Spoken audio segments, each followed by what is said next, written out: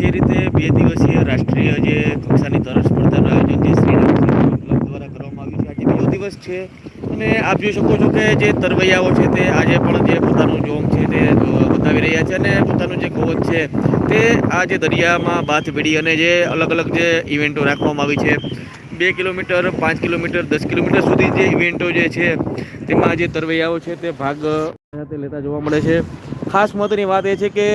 આ વખતે પણ જે 1200થી વધુ જે સ્પર્ધકો જે છે તે જુદા જુદા 11 રાજ્યોમાંથીને જે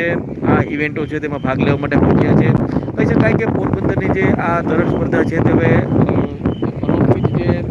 સમગ્ર દેશમાં જે નામના જે ધરાવે છે અને જે તમામ જે નિયમો છે તે નિયમોને જે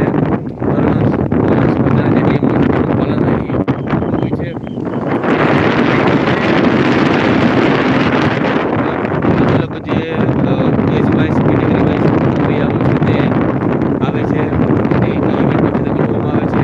6 વર્ષથી લઈ અને જે 70થી 80 વર્ષ સુધીના તરવૈયાઓ છે તે ભાગ લેતા હોય છે. પોરબંદરમાં જે રીતે કહી શકાય કે ન માત્ર શારીરિક સજ્જ પરંતુ દિવ્યાંગો જે છે તે દિવ્યાંગો પેરા સ્વિમરો છે તે પણ 49 જેટલા જે પેરા સ્વિમરો છે તે આજે દરિયામાં બાથ ભીડી અને જે ભાગ છે તે સ્પર્ધામાં ભાગ લેતા જોવા મળે છે. જે રીતે આપણે થોડા 1-2 દિવસ પહેલાં જે સ્ટોરી પણ ચલાવી હતી પોરબંદર મિરરમાં કે જે મુંબઈની જે જીઆરઆઈ છે જે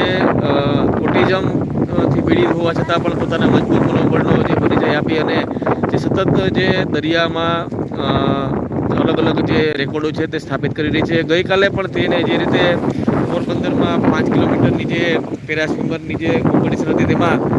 આ વખતે પણ તે પ્રથમ નંબરે આવી છે અને છેલ્લા 5 થી 6 વર્ષથી તે દર વર્ષે આ જે પ્રથમ નંબર છે તે લઈ રહી છે. એટલે કહી શકાય કે દીકરીઓ ન માત્ર દીકરાઓ પરંતુ દીકરીઓ પણ મોટી સંખ્યામાં આ જે દરિયાઓ છે તેમાં તરણ સ્પર્ધા છે તેમાં ભાગ લઈ રહી છે.